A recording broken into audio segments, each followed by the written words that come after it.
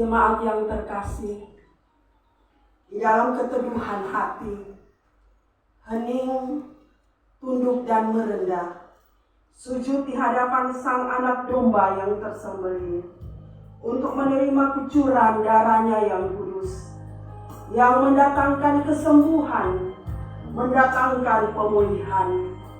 Marilah saat ini kita siapkan hati kita untuk memasuki ibadah Jumat Agung sekaligus perjamuan kudus. Dalam persiapan mari kita angkat pujian. Kasih Allahku sungguh telah terbukti. Kasih Allahku sungguh telah terbukti, ketika Dia serahkan anaknya. Kasih Allah mau berkorban bagi kau dan aku, tak ada kasih seperti Mari kasih. sama-sama kita bersyukur kepada Tuhan. Bersyukur, bersyukur, bersyukurlah, bersyukur karena kasih setiamu. Ku sembah, ku sembah, ku sembah dan ku sembah, selama hidupku ku sembah kau Tuhan. Sekali lagi kasih Allahku sungguh telah terbukti. Kasih Allahku sungguh telah terbukti, Ketika Dia menyerahkan anaknya bagi ketika setiap. Dia serahkan anaknya. Kasih Allah mau berkorban bagi saya dan Kasih saudara. Allah mau berkorban bagi kau dan aku, tak ada kasih seperti Mari sekali kasih. lagi kita bersyukur untuk kasih setia Tuhan. Bersyukur, bersyukur, bersyukurlah, bersyukur karena kasih setiamu. Ku sembah, ku sembah, ku sembah dan ku sembah, selama hidup Sekali lagi bersyukur, bersyukurlah. Bersyukur, bersyukur, bersyukurlah, bersyukur karena kasih setiamu. Ku sembah, ku sembah, ku sembah dan ku sembah, selama hidupku ku sembah kau Tuhan. Jemaat yang terkasih, salib adalah tanda kehinaan. Salib adalah tanda kutuk. Tapi Yesus rela memikul kehinaan dan kutuk itu bagi kita semua. Untuk itu saat ini, mari kita terus memuji, menyembah dan meninggikan Dia yang rela hidupnya ganti kita. Sambil bangkit berdiri, mari kita angkat pujian salib hina. Di bukit Golgota tampaklah salibnya. Di bukit Golgota tampaklah salibnya, pada hina dan derita. Yesus anak Allah, besarlah kasih-Nya, rela mati bagi manusia. Maka ku tinggikan salibnya. Sampai ku berjumpa dengannya. Ku mau tanggung salib yang hina, kan diganti mahkota mulia. Pada salib itu tergantung Tuhanku. Pada salib itu tergantung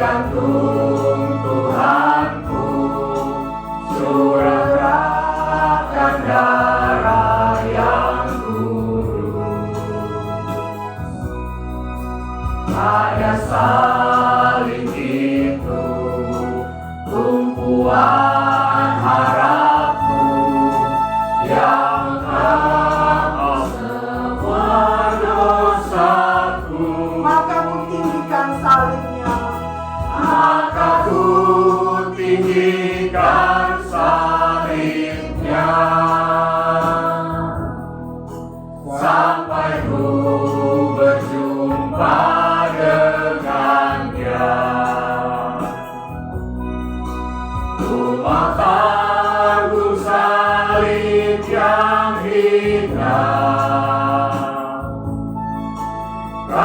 ganti-ganti mahkota mulia.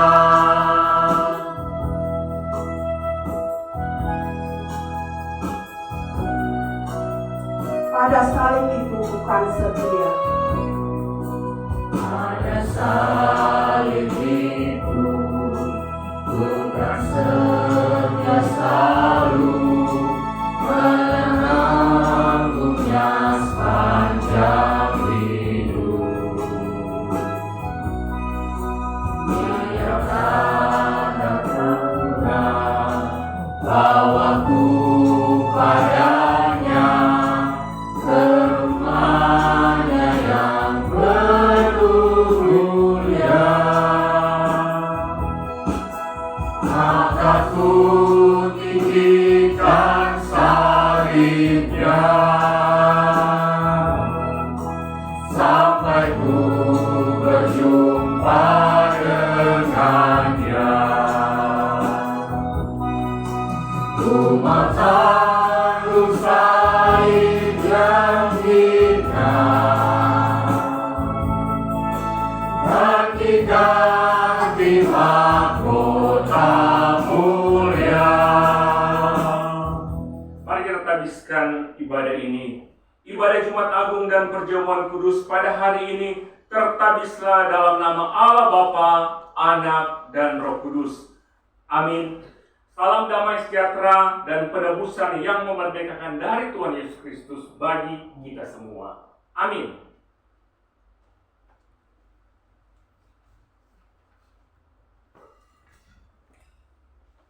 Kisah salib Kristus adalah kisah kasih yang ajaib. Kasih yang agung di Golgota yang senantiasa menggetarkan hati kita dan membangkitkan kasih kepada Allah. Terlalu besar dan terlalu indah kasih Bapa, pengorbanannya tiada tara. Mari kita terus puji Allah kita.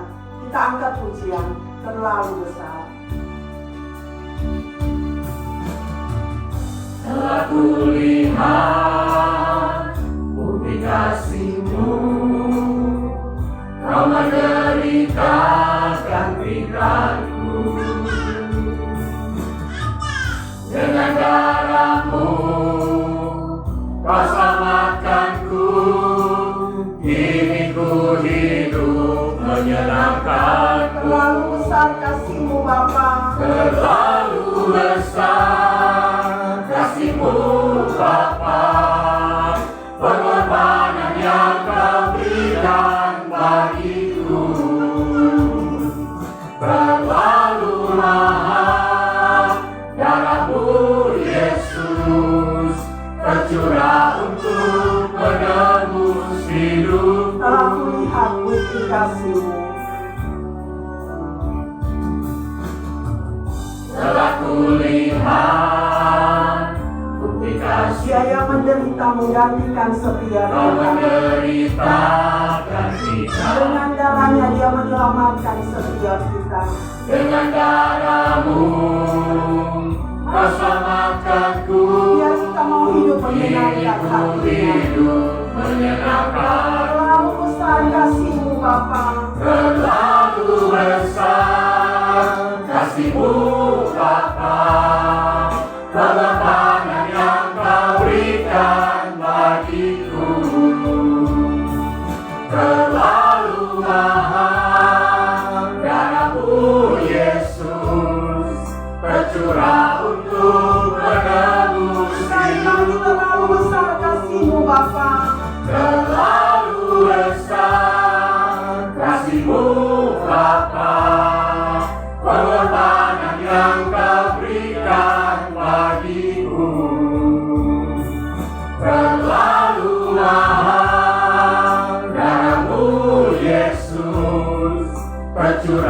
untuk menebus tercurah untuk menebus hidupku.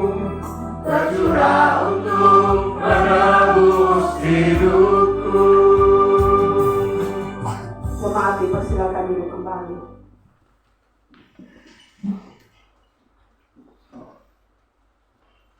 Hari ini kita memperingati Jumat Agung. Hari di mana Tuhan kita Yesus Kristus disalibkan. Hari di mana pemberontakan manusia mencapai puncaknya. Hari di mana manusia memperlihatkan kesombongannya dengan menyalibkan Tuhan Sang Pencipta. Jemaat yang dikasihi Tuhan, mari kita merenungkan akan pengorbanan Kristus. Jalan salib yang harus dilalui sampai ia tergantung di kayu salib.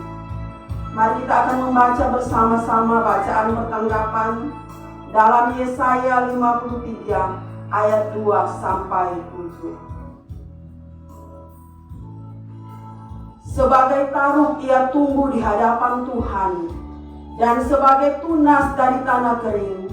Ia tidak tampan dan semarak pun tidak ada, sehingga kita memandang dia, dan rupa pun tidak, sehingga kita menginginkannya.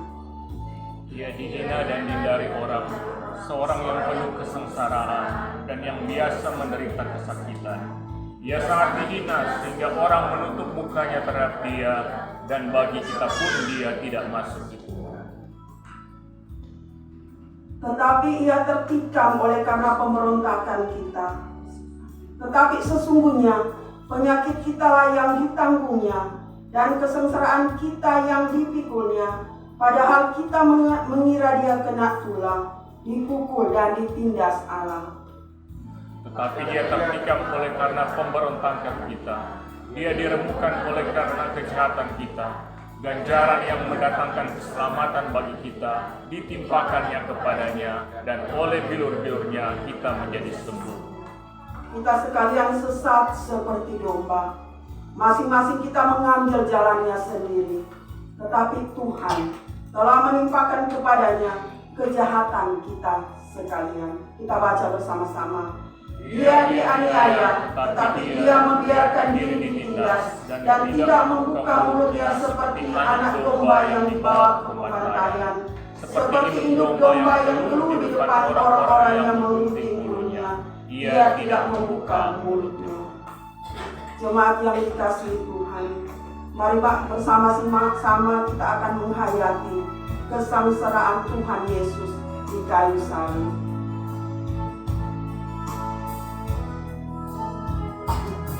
Di taman Getsemani, Tuhan Yesus berdoa, Dia ditangkap dan dibawa. Dia yang tidak berdosa, dihina, dicerca, menyahkan dan salibkan. Bukankah Dia ribuan malaikat lepaskan dia, tapi tidak dilakukannya. Dia rela mati untuk saya.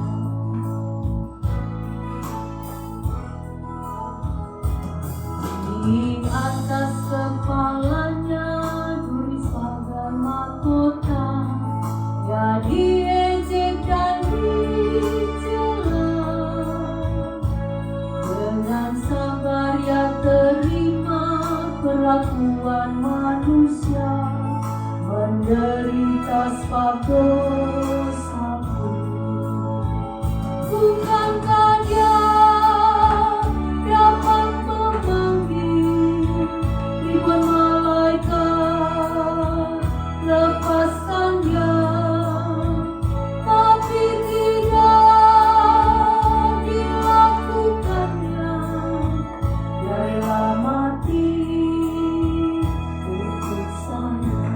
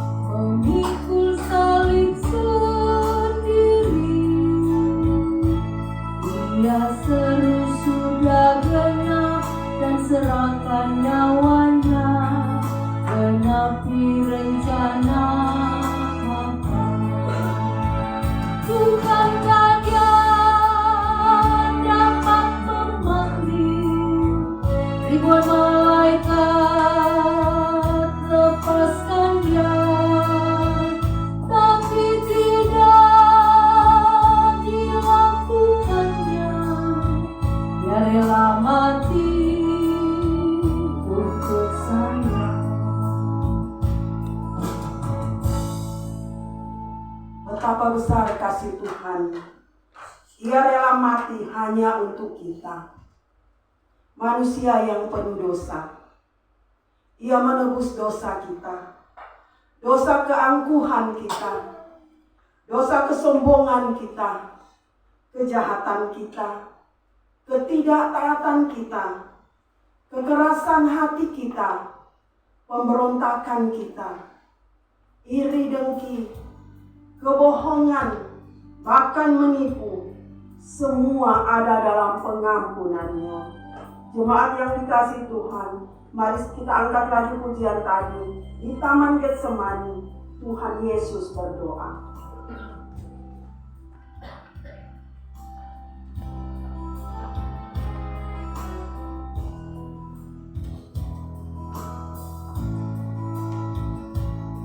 Ribuan malaikat di Taman Getsemani, Tuhan Yesus berdoa. Taman Getsemani, Tuhan Yesus berdoa. Ia ditangkap dan dibawa.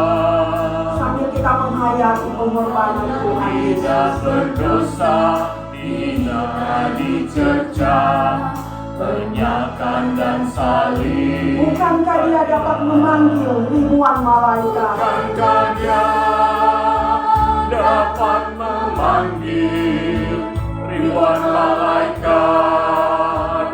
Lepaskan Dia, tapi tidak dilakukannya.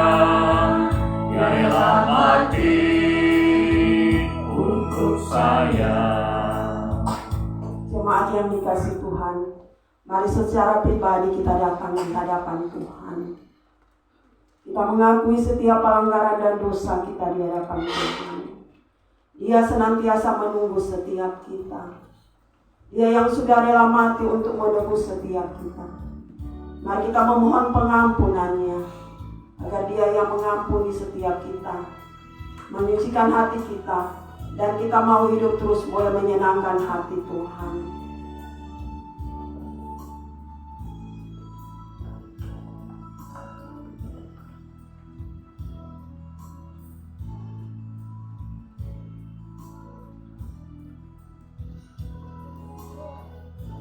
Bapa kami dalam surga, terima kasih untuk karya salib-Mu. Terima kasih untuk kasih dan pengorbanan-Mu bagi setiap kami. Terima kasih Engkau rela mati bagi setiap kami manusia yang berdosa.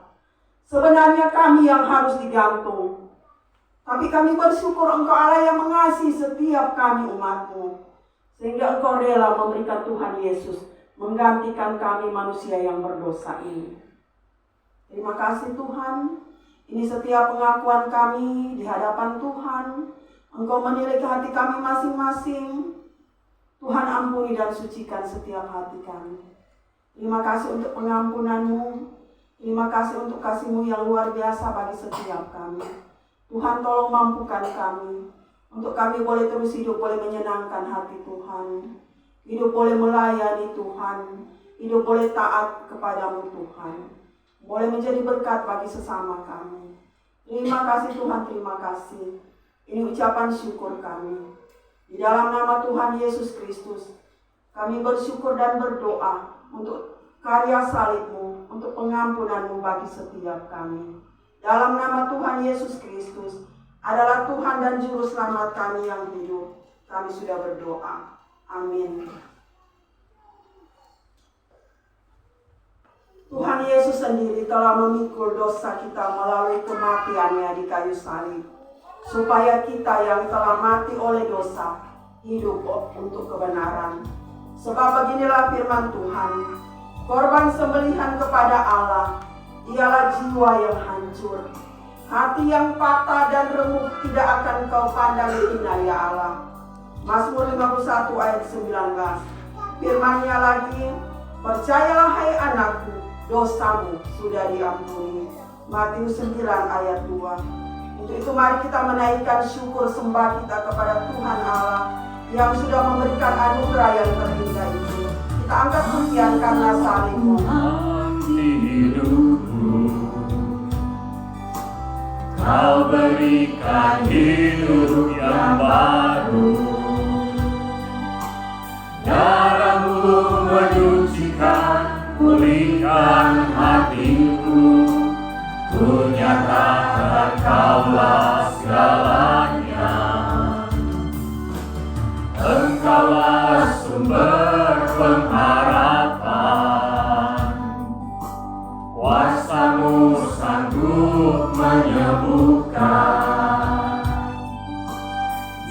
jiwaku pun berserah hanya kepadamu. Yesus, kaulah Karena segalanya. salibmu ku hidup. Karena salibmu ku hidup. Karena salibmu ku menang.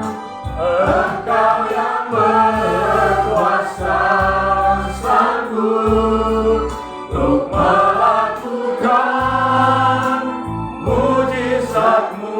Karena salibmu ku Karena hidup. salibmu ku hidup. Karena salibmu ku menang. Engkau yang berkuasa, sanggup untuk melakukan mujizat-Mu di hidupku. Hanya Kau Tuhan di hidupku. Hanya Kau Tuhan di hidupku. Kau berikan hidup yang baru. Darah-Mu menyucikan, pulihkan hatiku. Ku nyatakan Kaulah segalanya. Engkaulah sumber pengharapan. Kuasa-Mu sanggup menyembuhkan. Jiwaku pun berserah hanya kepadamu. Yesus, kaulah segalanya. Karena salibmu ku hidup. Karena salibmu ku hidup. Karena salibmu ku menang. Engkau yang berkuasa, sanggup untuk melakukan mujizat-Mu. Karena salibmu ku hidup. Karena salibmu ku hidup. Karena salibmu ku menang. Engkau yang berkuasa, sanggup untuk melakukan mujizat-Mu di hidupku. Jemaat yang terkasih, saat ini mari kita mempersiapkan hati kita untuk mendengarkan dan belajar firman Tuhan, sekaligus ibadah perjamuan kudus yang nanti akan dipimpin oleh Pendeta Yani Warongan. Dalam persiapan mari kita angkat pujian. Bagi Dia segala pujian. Dia Yesus telah mati bagiku.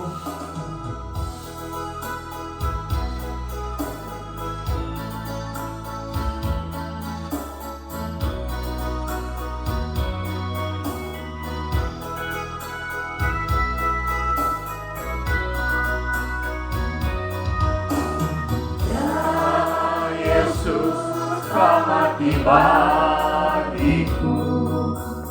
Ya Tuhan, selamatkan jiwaku.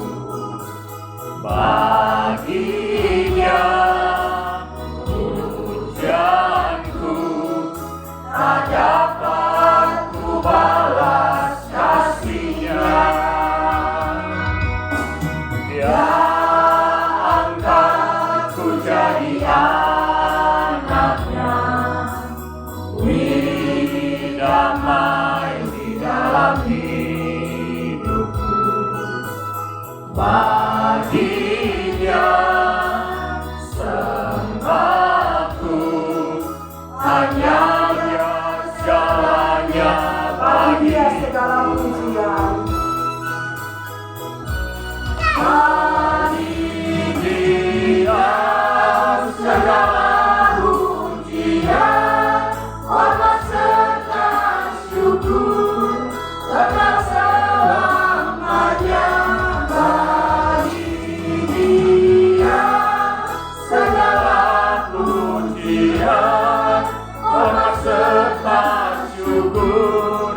selama-lamanya.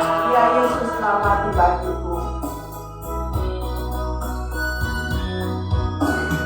Ya Yesus, selamat di bagiku.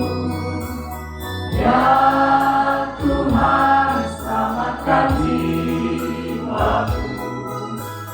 Baginya pujianku tak dapat ku balas kasihnya.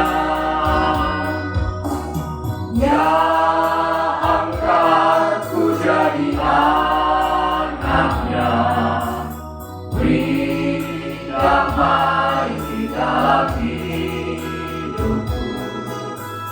Baginya sembahku, hanya Dia segalanya bagiku. Katakan bagi Dia. Bagi Dia segala pujian, hormat serta syukur, kekal selamanya. Bagi Dia segala pujian, hormat serta syukur, selama-lamanya. Bagi Dia segala pujian. Bagi Dia segala pujian, hormat serta syukur, kekal selamanya. Bagi Dia segala pujian, hormat serta syukur, selama-lamanya. Mari berdoa. Bagimu Engkau, Tuhan Yesus, segala pujian, hormat, dan kemuliaan. Engkau yang berkarya bagi kami, Engkau yang mengasihi kami, sehingga Engkau rela menderita, mati, gantikan kami. Kami memuji dan memuliakan nama-Mu Tuhan, karya-Mu yang terbesar, dikala Engkau menderita dan mati di kayu salib. Dan kami dengan iman kepada-Mu boleh meresponi, sehingga kami disucikan, dilayakan, dan kami tidak mengalami hukuman Allah. Terima kasih Tuhan Yesus, terpujilah Engkau. Dan saat ini Tuhan, untuk kami boleh mengisi hari-hari hidup kami yang sudah percaya akan kematian dan kebangkitan Kristus. Kami membutuhkan tuntunan-Mu. Kami membutuhkan firman-Mu untuk kami boleh memuliakan Engkau. Kami akan membaca dan merenungkannya. Biarlah Tuhan memberkati. Kuasai hati dan pikiran kami, jasmani kami, dan memberkati hamba-Mu dalam menyampaikannya. Di dalam nama Tuhan Yesus, firman yang hidup, kami berdoa. Amin.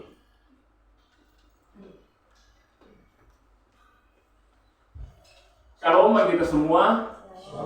Ya, puji Tuhan, kita bersyukur kita ada lagi di hari besar. Hari di mana kita boleh memaknai dan merayakan. Hari kita boleh terus memahami tentang arti kematian Kristus. Bukan hanya merayakan hari libur nasional, tapi sesungguhnya di balik itu apa makna kematian Kristus bagi kita semua. Nah, di hari Jumat Agung ini kita akan merenungkan dengan tema kematian yang menghidupkan. Untuk itu mari kita membaca peristiwa kematian Kristus yang tertulis dalam Markus 15 ayat 33 sampai ayatnya yang 39. Markus 15 ayat 33 hingga ayat yang ke-39 kita membaca berbalasan. Mazmur 15 ayat 33 hingga ayat yang ke-39. Markus 15 ayat 33 saya mulai. Pada jam 12 kegelapan meliputi seluruh daerah itu dan berlangsung sampai jam 3. Ayat 34. Suara nyaring, Eloi, Eloi, lama sabachthani, yang berarti Allahku, Allahku, mengapa engkau meninggalkan aku? Mendengar itu beberapa orang yang di situ berkata, lihat, ia memanggil Elia.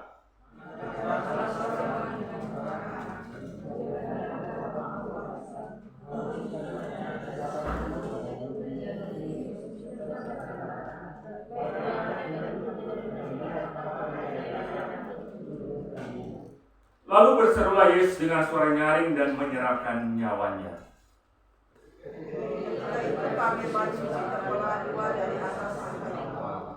Waktu kepala pasukan yang berdiri berhadapan dengan dia melihat matinya demikian, berkatalah ia, sungguh orang ini adalah anak Allah. Demikian teks bagian firman Tuhan. Nah, selaku yang dikasihi Tuhan, kematian yang menghidupkan.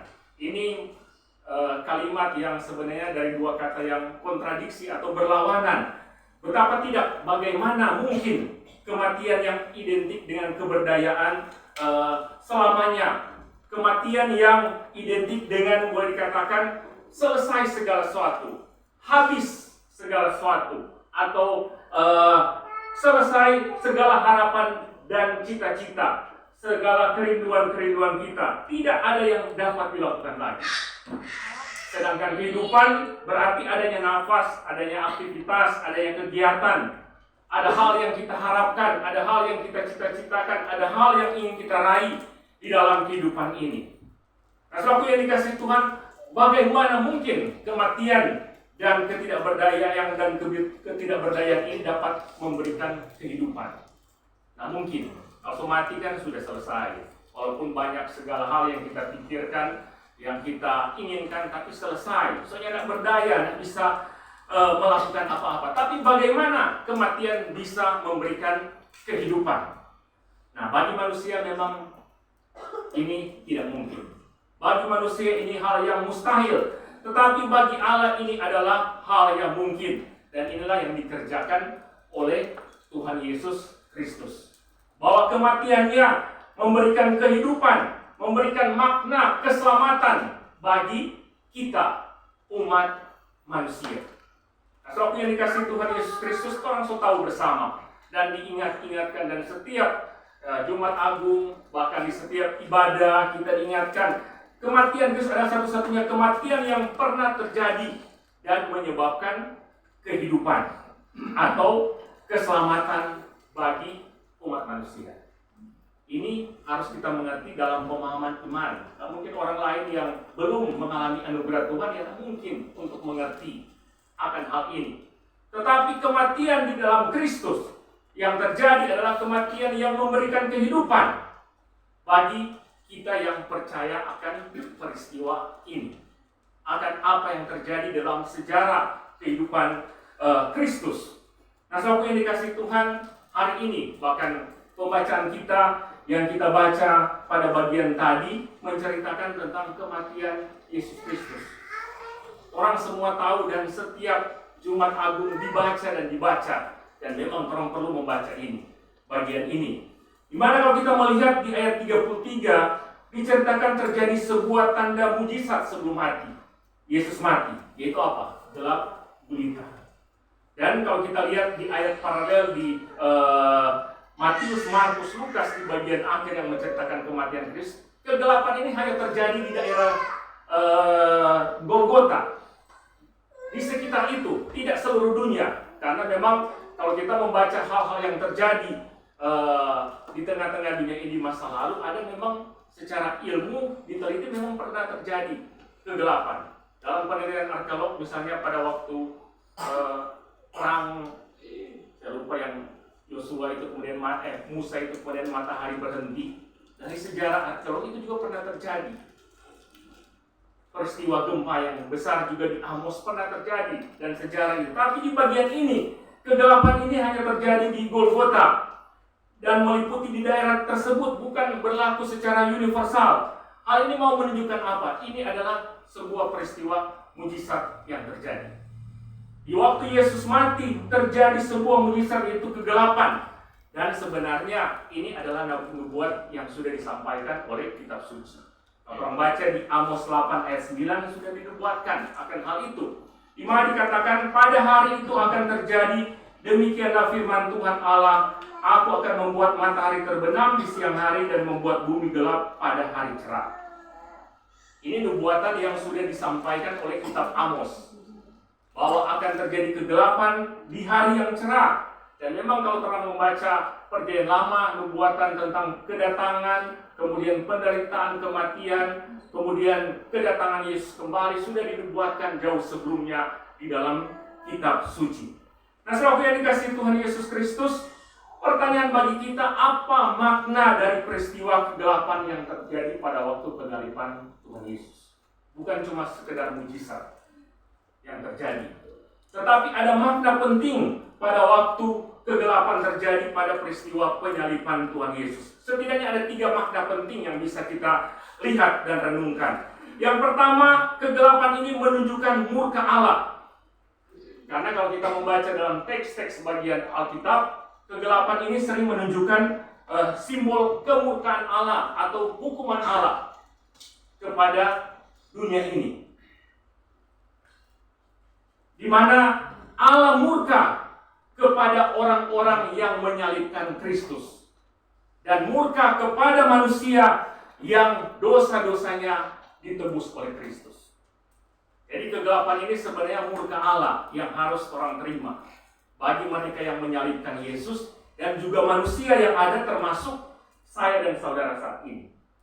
Harusnya kegelapan hidup, hukuman yang Tuhan akan berikan kepada kita, tapi itu ditanggung oleh Yesus Kristus. Kemudian kedua, makna dari kegelapan di sini adalah mau menyadarkan mereka yang menyalibkan Yesus akan kesalahan mereka. Dan di ayat 39, pada waktu peristiwa kegelapan ada satu orang yang sadar siapa yang mereka salibkan. Orang perhatikan di ayat 39, yaitu kepala pasukan. Dia salah satu orang yang langsung menyadari apa yang terjadi, makna penting yang terjadi dengan penyalipan Yesus. Sehingga kepala pasukan mengatakan, sungguh orang ini adalah anak Allah. Memang ya saya belum membaca kelanjutan dari kepala pasukan ini, apakah akhirnya dia menjadi orang percaya kepada Kristus. Tapi Alkitab bagian ini jelas mengatakan, dia menyebutkan sungguh orang ini adalah anak Allah. Saudara yang dikasih Tuhan, untuk menyebutkan seorang sebagai anak Allah itu cuma anugerah Tuhan.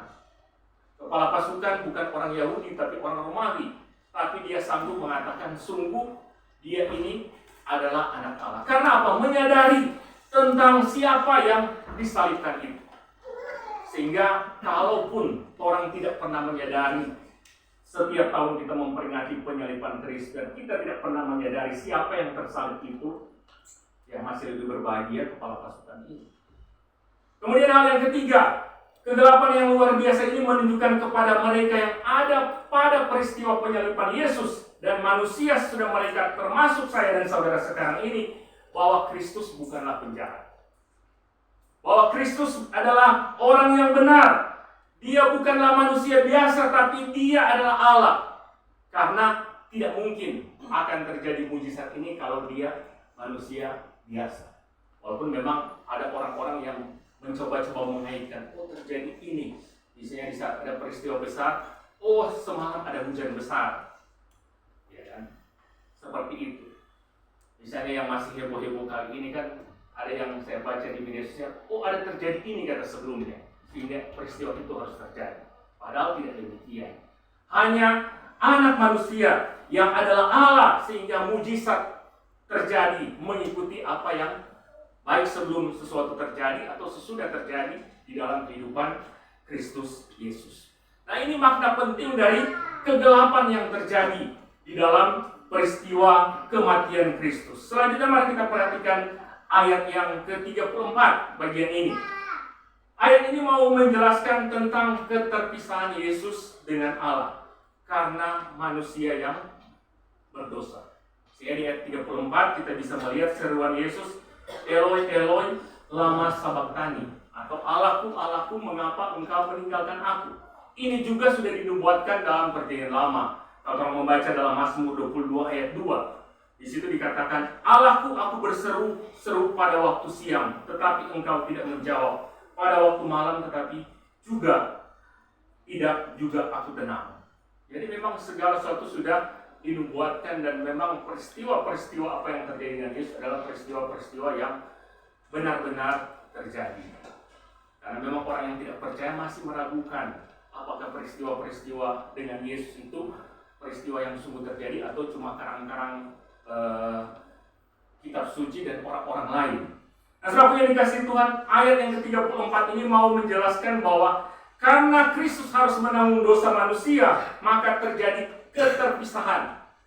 Keterpisahan atau hubungan atau persekutuan antara Bapa dan Anak.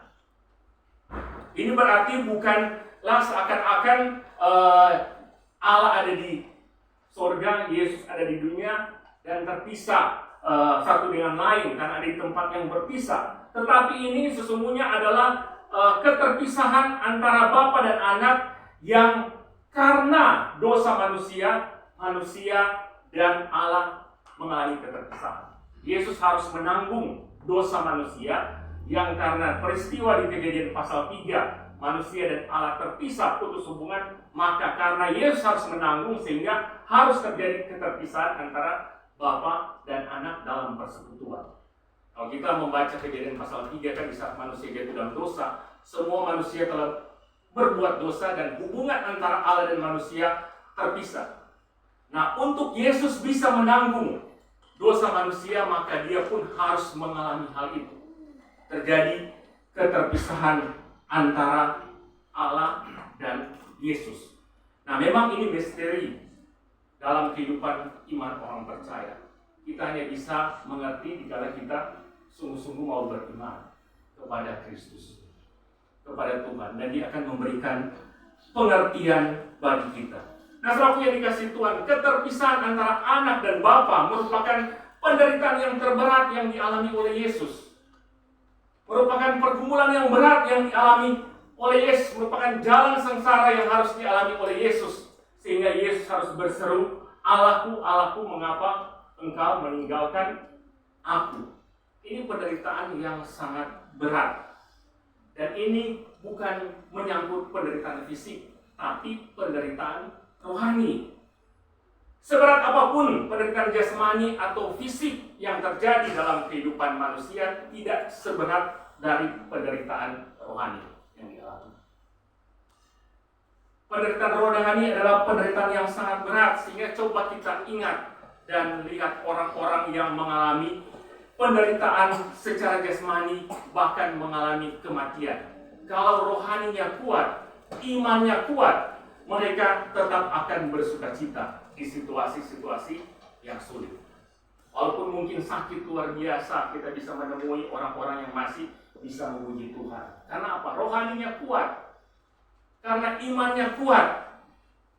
Kita ingat sebuah lagu tentang mengikut Yesus, keputusanku.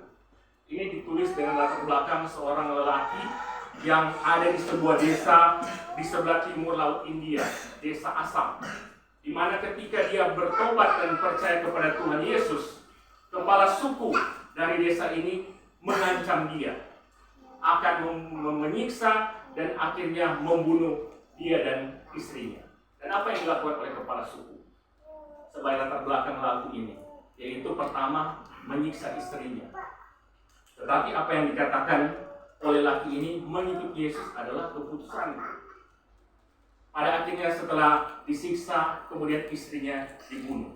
Dan diancam lagi kepada laki-laki ini untuk menyangkal Tuhan Yesus. Dan dia katakan, tetap ku ikut walau sendiri. Dan akhirnya laki-laki ini pun disiksa dan akhirnya dibunuh ketika dia menyanyi salib di depan, dunia di belakang. Dia rela menderita dan dia tetap memuji Tuhan. Karena apa? Rohaninya kuat. Tetapi coba orang lihat orang-orang yang rohaninya boleh dikatakan sakit atau senyana makan-makan, kemudian mengalami penderitaan. Kita boleh melihat penderitaan yang luar biasa dialami. Bukan hanya di hidup yang sementara dijalani, tapi di akhir-akhir hidup mengalami penderitaan. Karena apa? Rohaninya lemah, rohaninya tidak bertumbuh, imannya tidak kuat. Inilah yang terjadi. Yesus mengalami penderitaan yang berat karena penderitaan rohani yang ia alami. Bukan soal pada waktu penyaliban secara fisik, tetapi di awal dikala dia akan masuk kepada penderitaan jasmani. Kita ingat pada waktu renungan hari Minggu lalu tentang doa Tuhan Yesus di Taman Getsemani. Ini penderitaan yang berat. Penderitaan rohani yang Yesus alami sangat-sangat berat. Nah, saudara yang dikasih Tuhan, di samping itu keterpisahan Yesus dengan Bapa merupakan penderitaan yang terberat karena apa? Kita tahu Bapa dan Yesus selalu satu. Kalau orang baca dalam Yohanes 17 doa Tuhan Yesus, di situ tentang kesatuan antara Bapa dan Yesus. Tapi di puncak penderitaannya sebagai manusia, Bapa meninggalkannya. Dan kita tahu, dikala manusia mengalami penderitaan yang butuh sekali banyak topangan, dikala orang mengalami pergumulan, mengalami tantangan. Dan Yesus ditinggalkan oleh Bapa dikala sementara mengalami penderitaan. Nah, saudara yang dikasihi Tuhan, apakah cukup dengan semua yang dialami oleh Tuhan Yesus? Penghinaan, kemudian penderitaan, kemudian cambukan, penyaliban yang ia terima. Sesungguhnya tidak cukup. Karena manusia terdiri dari tubuh dan roh. Karena itu Yesus harus mengalami penderitaan mau jasmani maupun rohani. Di dalam ia mau menanggung dosa manusia. Selain itu karena terpisahnya, karena dosa memisahkan Allah dan manusia, sehingga ketika Yesus mau memikul hukuman manusia, ia harus mengalami keterpisahan itu. Supaya apa? Genap tanggungannya. Bukan hanya soal penderitaan fisik yang harus dialami Tuhan Yesus, tapi juga penderitaan rohani. Supaya apa? Genap juga apa yang dilakukan untuk penebusan itu. Ditebus rohani manusia dan juga jasmani manusia, supaya benar-benar manusia boleh kembali lagi dipersatukan dengan Allah. Karena saat orang percaya tentang kematian dan kebangkitan Kristus, maka kita didamaikan dengan Allah. Orang kan seringkali bisa mungkin melihat ada ilustrasi itu, ada jurang kemudian ada salib. Ada salib, kemudian jurang itu terhubung. Ini mau melambangkan apa yang dilakukan oleh Tuhan Yesus. Bahwa Yesus mendamaikan Allah dan manusia. Yesus menyatukan kembali manusia dan Allah. Karena menebus dosa-dosa manusia, saya dan saudara. Roma 5 ayat 1 tertulis, sebab itu kita yang dibenarkan karena iman, kita hidup dalam damai sejahtera dengan Allah oleh karena Tuhan kita, Yesus Kristus. Kita didamaikan dan hidup dalam damai sejahtera. Ini yang harus kita pegang, kita yakini di dalam kehidupan kita. Nah, bagi kita yang sudah mengalami ini, kita yakin itu sungguh-sungguh di dalam kehidupan kita. Bahwa tidak ada yang sanggup memisahkan kita dari kasih Kristus. Karena juga Yesus berkata, aku sekali-kali tidak akan membiarkan engkau, dan aku sekali-kali tidak akan meninggalkan engkau. Apapun persoalan, apapun pergumulan yang sementara kita hadapi, ingat, Tuhan tidak pernah meninggalkan kita.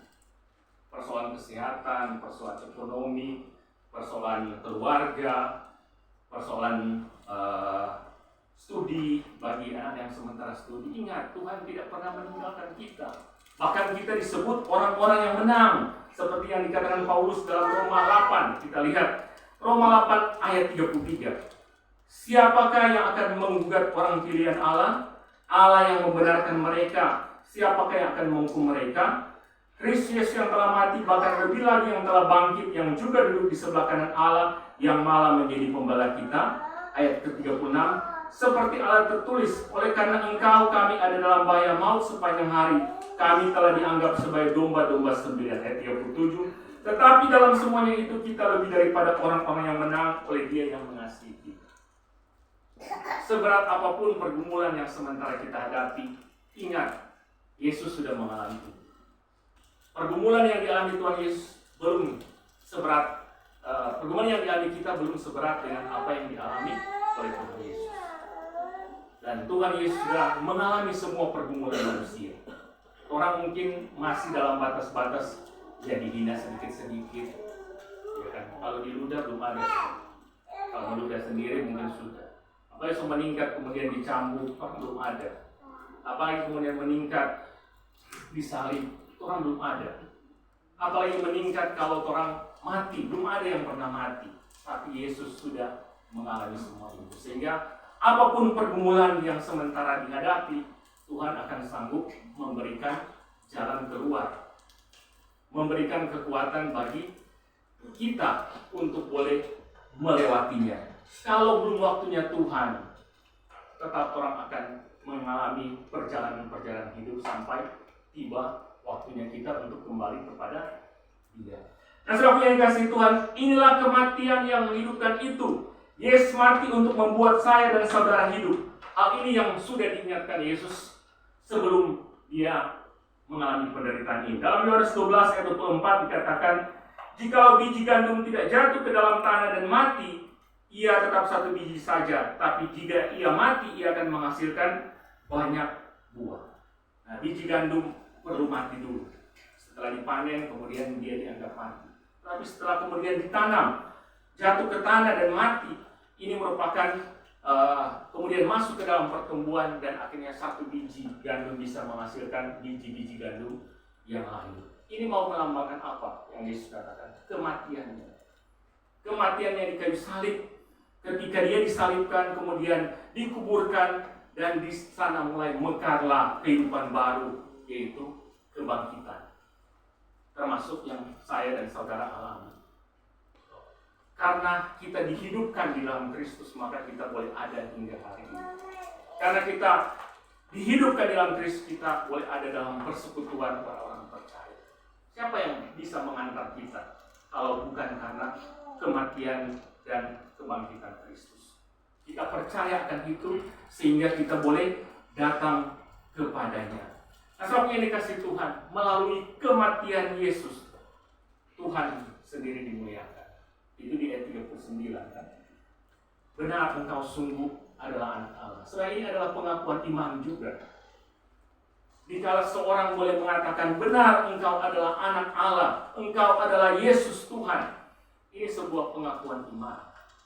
Sehingga bagi kita, apakah kita yang sudah seringkali mengaku iman kita sudah meyakini itu benar-benar di dalam kehidupan kita, bahwa kita ada di dalam kekekalan di dalam hidup kita. Dan mungkin orang masih aman-aman, sehat-sehat, orang mungkin belum berpikir akan hal-hal yang bersifat kekal. Tetapi ingat, kita akan tiba di waktu tersebut. Sudahkah kita pegang sungguh-sungguh kepastian bersama dengan Kristus? Sudahkah kita seperti laki-laki tadi yang dari desa di India, walaupun mengalami penderitaan secara jasmani, tetap ikut Yesus? Mungkin orang tidak menyangkal, tapi mungkin jika orang mengalami pergumulan, orang bersungguh-sungguh. Bahkan itu orang mempertanyakan eksistensinya Tuhan di dalam hidup kita. Tetapi mari lewat kita memaknai lagi kematian Kristus. Kita ingat bahwa kematian Kristus memberikan kehidupan bagi kita. Bagi kita sudah meyakini ini, mari kita sungguh-sungguh menaruh percaya kepada Dia. Mari kita ikut Yesus sungguh-sungguh. Lakukanlah segala aktivitas hidup kita sebagai wujud syukur atas kasih, pengorbanan, kematian, nanti kebangkitan Kristus akan kita rayakan. Karena apa? Kita orang percaya melakukan segala sesuatu itu bukan karena untuk mendapatkan sesuatu dari Tuhan, tapi sebagai wujud syukur akan karya keselamatan dari Tuhan. Mari kita hidup beriman sungguh-sungguh. Mari kita layani Kristus dengan sungguh-sungguh di bagian yang dipercayakan kepada kita untuk kita lakukan. Mari kita hidup dengan menjadi saksi Kristus di dalam hidup kita. Karena kesempatan-kesempatan itu sangat-sangat terbatas bagi kita semua. Mari kita hidup benar. Hidup baik banyak orang bisa lakukan, tapi hidup benar hanya orang-orang yang menaruh harap dan percaya kepada Kristus, karena Dia sudah membenarkan kita. Tapi bagi yang belum memiliki keyakinan akan kepastian keselamatan, ingat, Yesus mengasihi kita. Datanglah kepada Dia.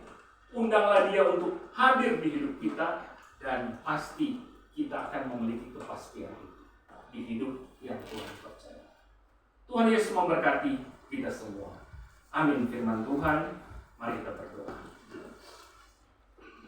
Ya Tuhan Yesus, terima kasih, kami bersyukur di hari Jumat Agung, karena kami memaknai dan memperingati kematian Tuhan Yesus. Kami diingatkan lagi bahwa kematian-Mu memberikan kehidupan bagi kami.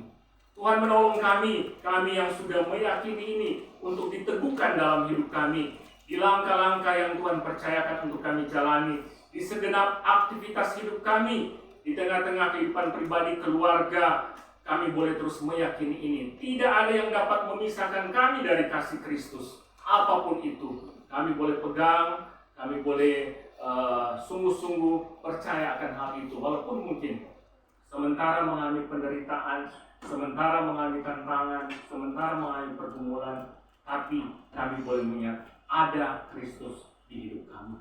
Bahkan hingga pada akhirnya kami boleh meyakini sungguh bahwa Yesuslah jawaban atas hidup kami di tengah-tengah dunia ini dan dalam kekekalan. Terima kasih Tuhan Yesus. Bagi yang masih ragu-ragu akan karya kehidupan dari kematian Kristus bagi kami, biarlah Tuhan ingatkan kami, dan kami mau membuka hati untuk datang kepadamu. Jika kami mengaku dengan mulut dan percaya bahwa Engkau telah mati dan bangkit, maka disitulah kehidupan menjadi bagian kami. Terima kasih Tuhan, teguhkan firman-Mu bagi kami semua. Dalam nama Tuhan Yesus kami berdoa. Amin.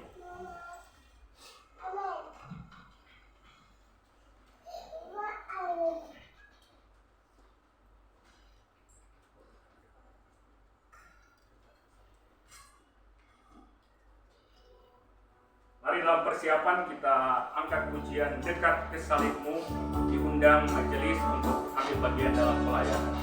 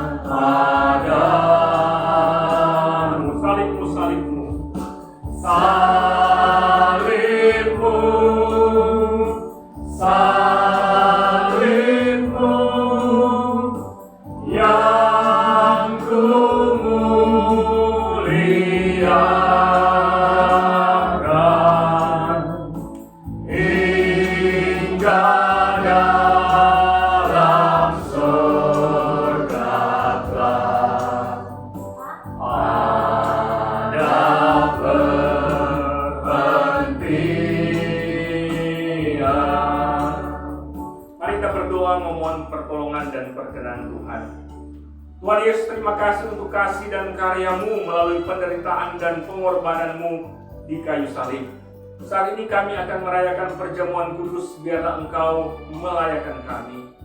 Sucikan kami, kuduskan kami, dan pimpin kami untuk mengingat dan memperingati pengorbanan-Mu bagi kami. Di dalam nama-Mu Tuhan Yesus kami berdoa. Amin. Jemaat yang dikasihi Tuhan Yesus Kristus, perjamuan kudus yang hendak kita rayakan hari ini berdasarkan perintah Tuhan Yesus yang terdapat dalam 1 1 Korintus 11 ayat 23 sampai ayat yang ke-25. Sebab apa yang telah kuteruskan kepadamu telah aku terima dari Tuhan, yaitu bahwa Tuhan Yesus pada waktu malam ia diserahkan mengambil roti dan sudah itu ia mengucap syukur atasnya. Ia memecah-mecahkannya dan berkata, inilah tubuhku yang diserahkan bagi kamu. Perbuatlah ini menjadi peringatan akan aku. Demikian juga ia mengambil cawan sudah makan lalu berkata, cawan ini adalah perjanjian baru yang dimeteraikan oleh darahku. Perbuatlah ini setiap kali kamu meminumnya menjadi peringatan akan aku. Sebab setiap kali kamu makan roti dan minum cawan ini, kamu memberitakan kematian Tuhan sampai ia datang. Demikianlah setiap kali kita makan roti dan minum anggur dalam perjamuan kudus untuk memperingati akan Kristus, kita menerima ini sebagai tanda dan meterai akan kasih dan setianya kepada kita.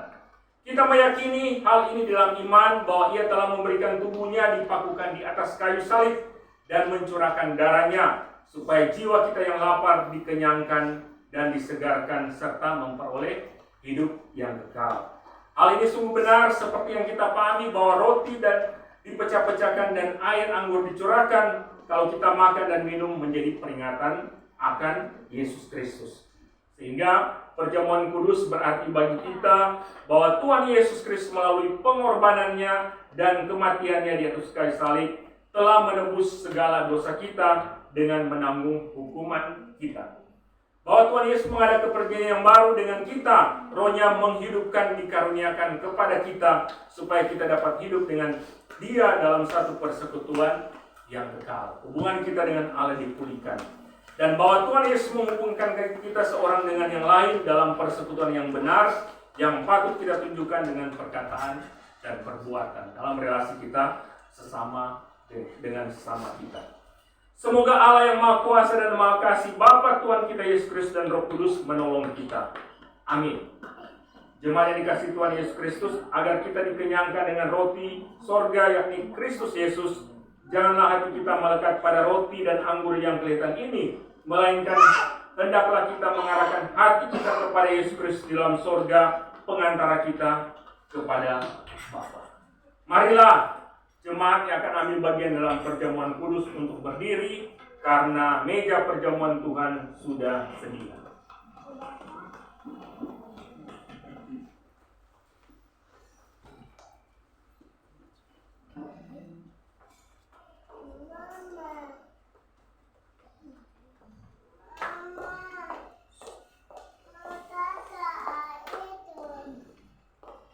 Lukas 24 ayat 46.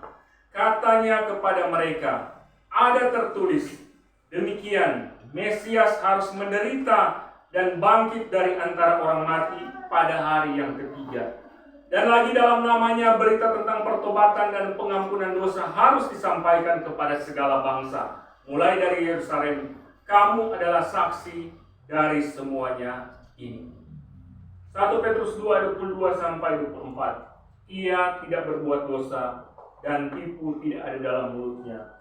Ketika ia dicaci maki, ia tidak membalas dengan mencaci maki. Ketika ia menderita, ia tidak mengancam, tetapi ia menyerahkannya kepada Dia yang menghakiminya dengan adil. Ia sendiri telah memikul dosa kita dalam tubuhnya di kayu salib, supaya kita yang telah mati terhadap dosa hidup untuk kebenaran. Oleh bilur-bilurnya kamu telah sembuh. Siapakah yang percaya kepada berita yang kami dengar, dan kepada siapakah tangan kekuasaan Tuhan dinyatakan? Sebagai taruh ia tumbuh di hadapan Tuhan, dan sebagai tunas dari tanah kering. Ia tidak tampan dan semaraknya pun tidak ada sehingga kita memandang Dia, dan rupa pun tidak sehingga kita menginginkannya.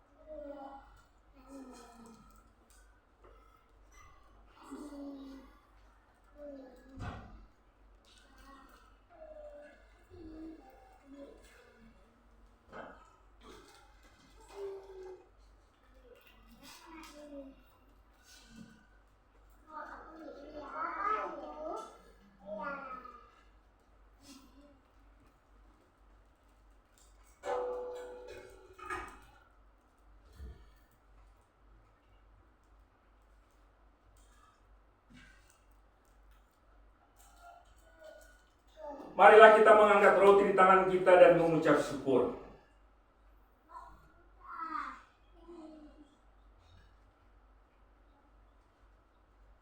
Roti yang dipecah-pecahkan ini adalah persekutuan dengan tubuh Kristus. Makanlah.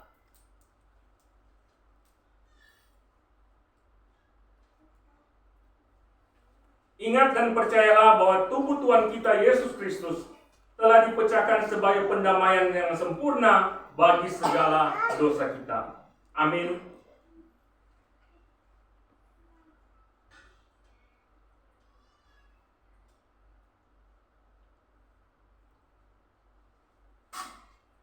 Marilah kita mengangkat cawan di tangan dan mengucap syukur.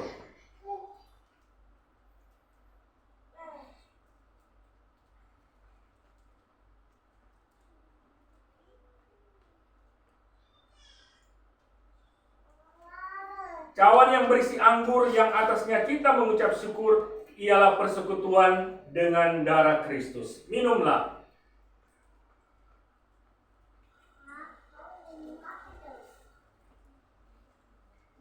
Ingatlah dan percayalah bahwa darah Tuhan kita Yesus Kristus telah ditumpahkan sebagai pendamaian sempurna bagi segala dosa kita. Amin. Marilah kita mengucap syukur kepadanya dan memuji namanya dengan membaca berbalasan Mazmur 103 ayat 1 hingga ayat 4. Pujilah Tuhan hai jiwaku, pujilah namanya yang kudus hai segenap batinku.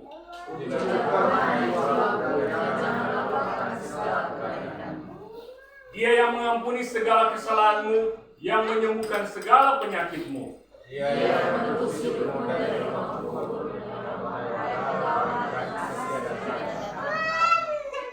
Tuhan adalah penyayang dan pengasih, panjang sabar dan berlimpah kasih setia.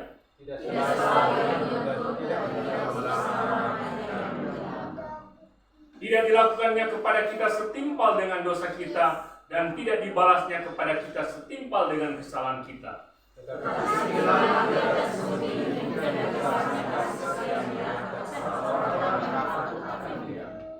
Sejauh timur dari barat, demikian dijauhkannya daripada kita pelanggaran kita. Seperti Bapa sayang kepada anak-anaknya, demikian Tuhan sayang kepada anak-anaknya. Mari kita berdoa. Segala puji dan hormat kami naikkan kepadamu, Engkau Tuhan Allah di dalam Yesus Kristus, yang boleh berkarya bagi kami, sehingga kami dilayakan dan dikenan untuk boleh merayakan perjamuan kudus, mengingat bahwa Engkau telah berkorban untuk keselamatan kami. Dan Tuhan tolong kami yang sudah diselamatkan oleh Tuhan ini untuk boleh tidak menyia-nyiakan karya pengorbanan-Mu. Bagi kami ditolong oleh Tuhan dalam hidup ini untuk takut akan Engkau, dan bagi kami untuk memuliakan Engkau.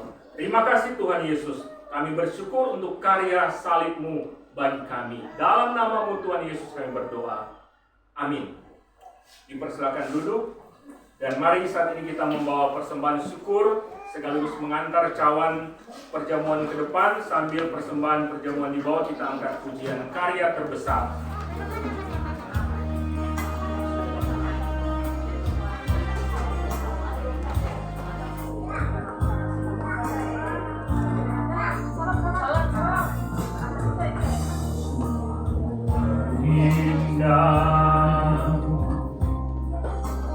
Hati yang mulia,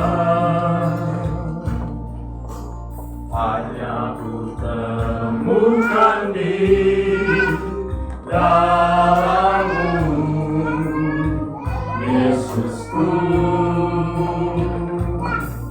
Pujian dari hatiku selalu di setiap waktu, tiada pernah berubah kasih-Mu.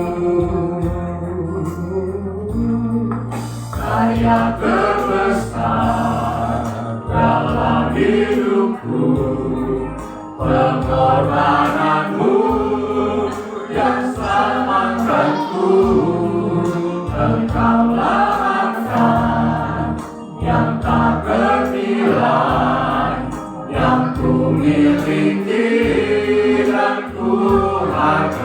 diriku. Yesus, Engkau bukan bumi. Karya terbesar dalam hidupku. Karya terbesar dalam hidupku, pengorbananmu yang selamatkanku. Engkaulah harta yang tak ternilai, yang ku miliki dan ku hargai. Yesus, Engkau bukan bumi. Yesus, Engkau bukan bumi. Yesus, Engkau bukan bumi. Mari kita berdoa. Kami bersyukur kepadamu untuk karya terbesar dalam hidup kami. Terima kasih Tuhan, Engkau telah menderita, berkorban, mati bagi kami, ganti kami. Terima kasih Tuhan, kami bersyukur dan kami boleh dilayakkan dan dikenal untuk merayakan sakramen perjamuan kudus, memperingati dan memaknai tentang kematian-Mu di kayu salib. Terima kasih Tuhan, kami boleh memberi persembahan syukur dan mampukan kami untuk memberi hidup kami setelah di hari ini dan setelah hari ini dan hari-hari selanjutnya, hidup kami untuk kemuliaan-Mu. Tuntun kami dan mampukan kami Tuhan Yesus. Terpujilah Engkau, ini doa kami, syukur kami, segala pujian, hormat dan kemuliaan hanya bagi-Mu. Di dalam nama Tuhan Yesus kami berdoa. Amin.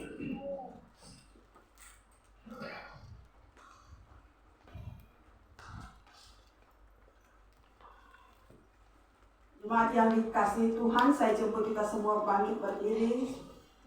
Bersama-sama dengan orang percaya kita akan mengikrarkan pengakuan iman kita menurut pengakuan iman rasuli demikian. Aku percaya kepada Allah Bapa yang Maha Kuasa, Khalik langit dan bumi, dan kepada Yesus Kristus Anaknya yang tunggal Tuhan kita, yang dikandung daripada Roh Kudus, lahir dari darah Maria, yang menderita sengsara di bawah pemerintahan Pontius Pilatus, disalibkan, mati dan dikuburkan, turun ke dalam kerajaan maut. Pada hari yang ketiga bangkit pula dari antara orang mati, naik ke surga, duduk di sebelah kanan Allah Bapa yang Maha Kuasa, dan akan dari sana menghakimi orang yang hidup dan yang mati. Aku percaya kepada Roh Kudus, gereja yang kudus dan am, persekutuan orang kudus, pengampunan dosa, kebangkitan tubuh dan hidup yang kekal. Amin. Jemaat dipersilakan duduk kembali.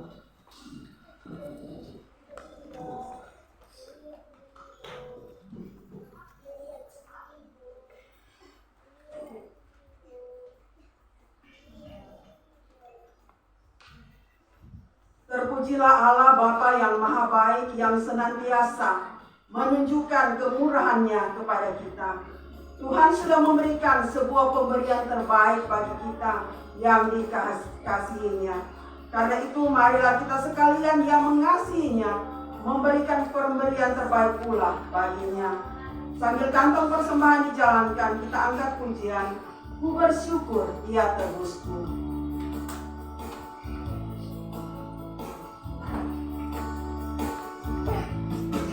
Ku bersyukur ya tebusku, ku diberi berkat Tuhan. Ku bersyukur ya sertaku dan ibu anugerahnya. Ku bersyukur saat indah atau saat susah pun, air mataku dihapusnya, gak damai di hatiku. Ku bersyukur Ya denganku, Bersyukur ya denganku, meskipun tak terkabul. Waktu badai menerpaku, anugerahnya melimpah. Meski susah atau duka, yang beriku penghiburan. Rahmatnya selalu sertaku, kasih-Nya iringiku. ku bersyukur bunga mawar.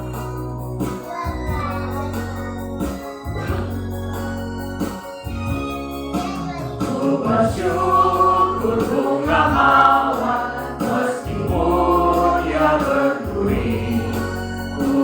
syukur diberkati, pengharapanku diberi. Ku bersyukur senang susah, dada